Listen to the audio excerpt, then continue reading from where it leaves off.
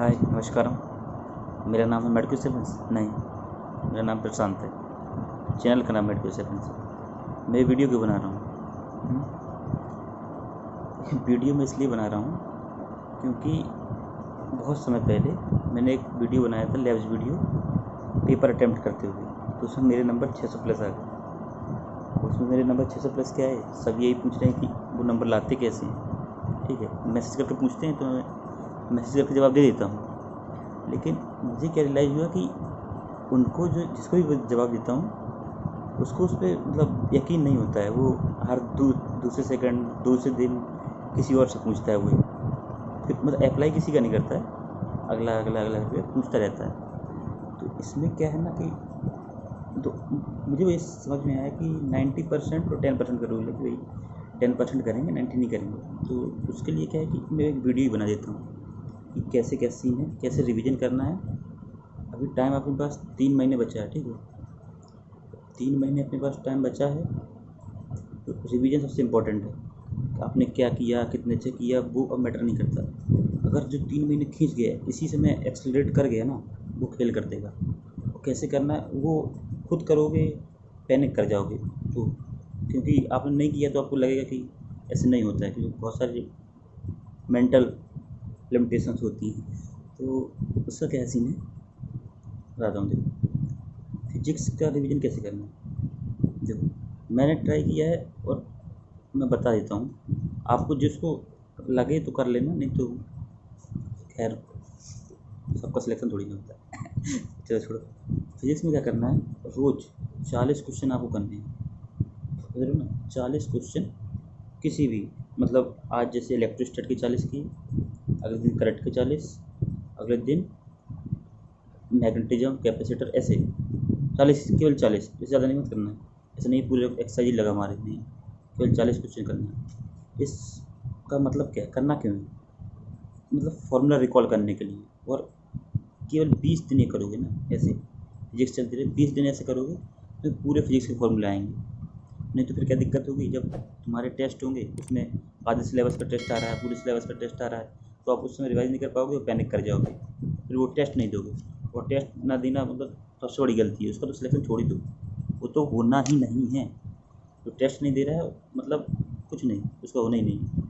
अभी मैं टेस्ट के बारे में बताऊँगा कि टेस्ट कैसे देना है और कितने टेस्ट देने हैं अपन को, ये बहुत ज़रूरी है। भाई खेल कर देंगे, इतने टेस्ट देंगे ना अपन, तुम लोग जुड़े रहना, मज़ा आ जाएगा।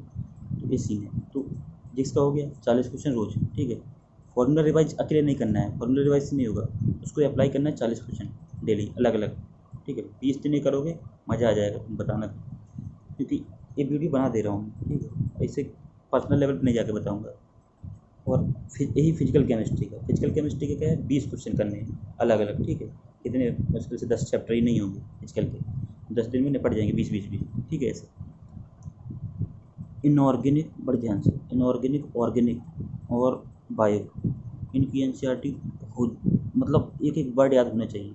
ऑर्गेनिक और बायो को तो बिल्कुल याद होना चाहिए। ठीक है, तो इनऑर्गेनिक नहीं, ऑर्गेनिक, इनऑर्गेनिक, इनऑर्गेनिक और बायो। तो बायो में रोज़ एक चैप्टर पढ़ना है आपको, रोज़ एक चैप्टर रिवाइज करेंगे।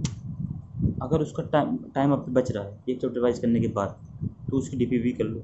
ठीक है, और फिर अगर अब ये फिजिकल कर रहे हो तो फिजिकल ही करते रहो। फिर टाइम बच रहा है तो एनसीईआरटी पे स्टिक करो।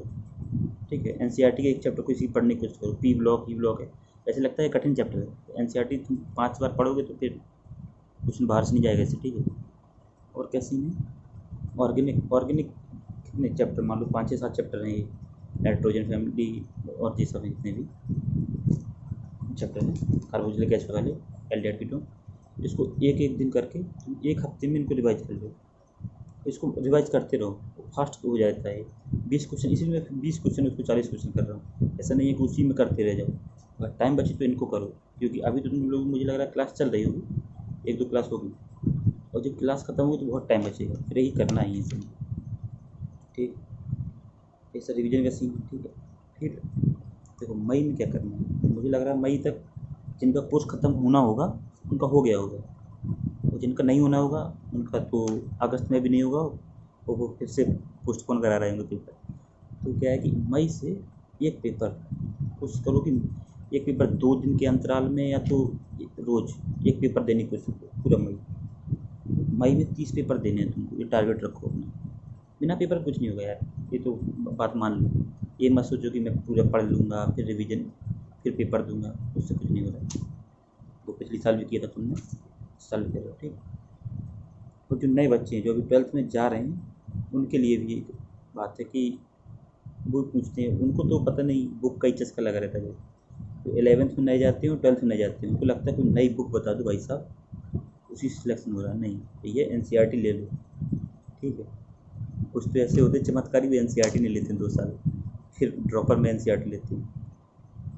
मैं अपनी बात कर रहा हूँ, ठीक है। तो NCERT पढ़ो बायो की, और जो DPP वगैरह मिल रही हैं उसको फिजिक्स में करो। फालतू की SCB अरिहंत कोई बुक मत लो, ज़्यादा हो तो फिंगरप्रिंट की ले लो बस। ये मत कहो कि रोडोब लगा ली, सर ने रोडोब को क्वेश्चन करा दी, बड़े खुश हो। गधे हो तुम, मानो मेरी बात, गधे हो। रोडोब को क्वेश्चन करा, कुछ नहीं होने वाला। अब आते हैं पेपर कैसे अटेम्प्ट करना। पेपर का क्या सीन है, पेपर में क्या मैं बताता हूँ। मेरे हिसाब से पहले क्या होता था, मैं पूरा पेपर ही नहीं कर पाता, मतलब पेपर हमेशा छूट ही जाता था। लेकिन अब क्या हुआ कि मुझे मतलब क्या परसेप्शन में क्या क्वेश्चन उतने अच्छे तरीके से समझ में आते हैं, या फिर मैं क्वेश्चन पर टिकता ही नहीं हूँ। जैसे फिजिक्स सबसे पहले मैं करता हूँ फिजिक्स, फिर बायो, फिर केमिस्ट्री। तो फिजिक्स का क्या है कि फास्ट करता हूँ, जो क्वेश्चन नहीं आता है, मतलब आता क्या आता सब है, लेकिन जो क्वेश्चन में लगता है कि ये इसमें टाइम लगेगा कुछ सॉल्व करने में, उसको छोड़ता हूँ। बना छोड़ते चलते हैं। और जो मतलब टिक में बहुत सारी तो टिक मार्क वाली भी रहती हैं, इस समय जो पेपर का पैटर्न है वैसे ही आने वाले पेपर, तो उसको मारते चलो। तो 45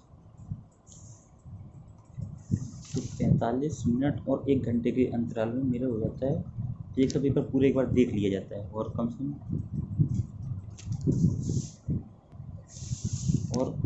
से कम 35 क्वेश्चन अटेम्प्ट हो जाती हैं।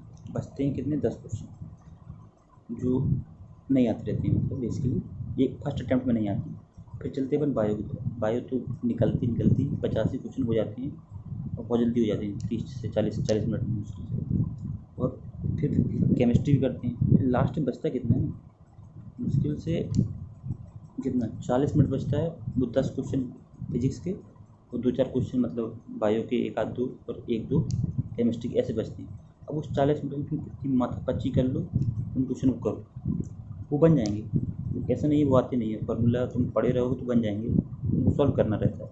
तो ऐसे करोगे तो टाइम बच जाता हो, पेपर तुम्हारा मतलब टाइम से पहले खत्म हो जाता है। नहीं तो क्या पता तुम अगर फंस गए, जब कभी कहीं फंसने लगो, जैसे मैं फिजिक्स करता हूँ कभी फंस जाता हूँ, शुरू के 2-3 क्वेश्चन में बहुत ज़्यादा जो उलझ जाओ, जंप करता हूँ, तुरंत शिफ्ट कर लेता हूँ, बायो पर कूद जाता हूँ, बायो करता हूँ फिर सीधे, क्योंकि फंसना नहीं है। फंस गए तो फिर पूरा पेपर ख़राब हो जाएगा, वो सीन नहीं करना है।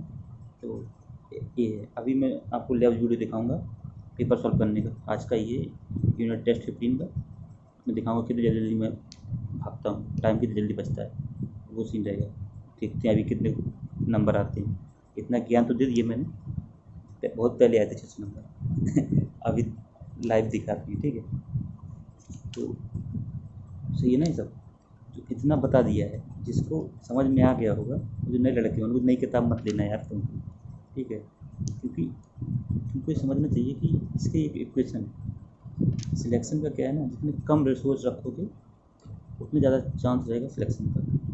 कम रिसोर्स रखो, मैक्सिमम रिवीजन करो, वही है ना। अभी जो जिनका कोर्स ख़त्म हो गया है, इसलिए तो कह रहा हूँ मैं, 30 पेपर करने हैं मई में। जून जुलाई में तो इतने पेपर करने हैं, इतने पेपर करो। पेपर ना हो तो मुझसे बताना, मैं दे दूँगा, ठीक है। बहुत पेपर करने हैं, तो यही है।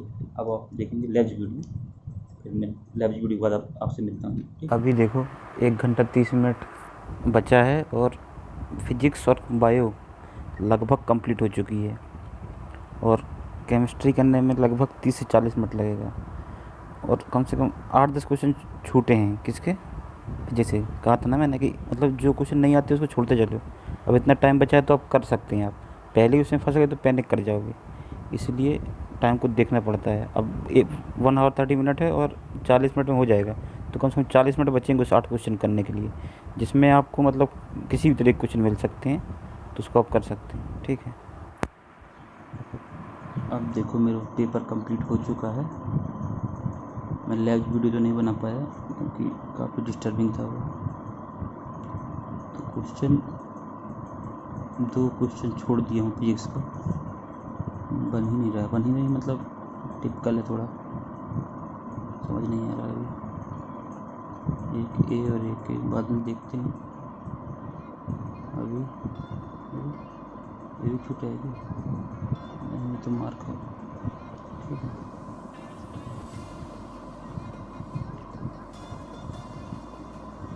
और कुछ नहीं छूटा, एक बार चेक कर लेते हैं। ठीक है, ये भी छूटा है।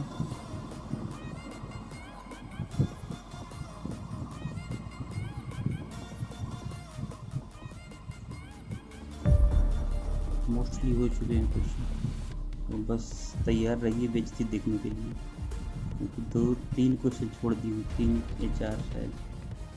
तो कितने नंबर आते हैं नजर गड़ा के देखते रहिए। 3 क्वेश्चन छूटे हैं, अगर मार्क सबमिट।